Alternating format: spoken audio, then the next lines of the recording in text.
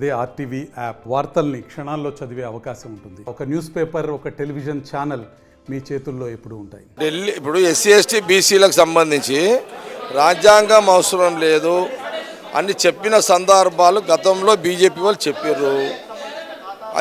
అదే చర్చకు ఈరోజు వచ్చింది. ఢిల్లీ పోలీసులు గాంధీ భవన్కి వచ్చి నోటీస్ ఇచ్చారు, సోషల్ మీడియా ఇన్ఛార్జ్కి నోటీస్ ఇచ్చారు. అది కాంగ్రెస్ పార్టీ ఖండిస్తున్నది. ఎస్సీ ఎస్టీ బీసీల యొక్క రిజర్వేషన్ ఆ రోజు ప్రధానమంత్రి నెహ్రూ గారు వారి క్యాబినెట్లో అంబేద్కర్ గారు రాజ్యాంగాన్ని రచించారు. ఎస్సీ ఎస్టీ బీసీ రిజర్వేషన్ ఇప్పుడు అవసరం ఎందుకు, అభివృద్ధి చెందిరు అని బీజేపీ ప్రభుత్వం వచ్చిన తర్వాత అన్ని సందర్భాలను చర్చ తెలంగాణలో జరుగుతున్నది. కాబట్టి ఈ లీగల్ నోటీస్కి అంటే ఎస్సీ ఎస్టీ బీసీల వ్యతిరేకత పార్లమెంట్ మీద వాళ్ళకి దెబ్బ పడుతుంది. కాబట్టి తెలంగాణలో ఈ భయం చుట్టుకొని గాంధీ భవన్కి ఢిల్లీ పోలీసులను పంపించి ఒక వాతావరణాన్ని క్రియేట్ చేసారు. ఏది ఏమైనా లీగల్గా మేము కోర్టును ఆశ్రయిస్తాము, వాళ్ళ మీద లీగల్ ప్రాసెస్ చేస్తాము. ఇది కాంగ్రెస్ పార్టీ నిర్ణయం.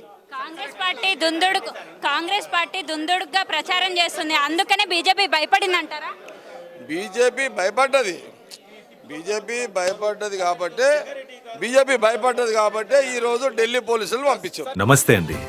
ఇది వ్యాపారం గురించి కాదు, ఓటు గురించి. ఎన్నికల్లో ఓటు వేయడం మన హక్కు మాత్రమే కాదు, కర్తవ్యం. ఎంతో మంది మహా నేతలు శ్రమించి ప్రాణత్యాగం చేసి ఈ అవకాశాన్ని మనకిప్పించారు. అందరూ ఓటు వేద్దాం. ఎందుకంటే ఓటు హక్కు ఊరికే రాదు. నా ఓటు ఎవరికో తెలుసా?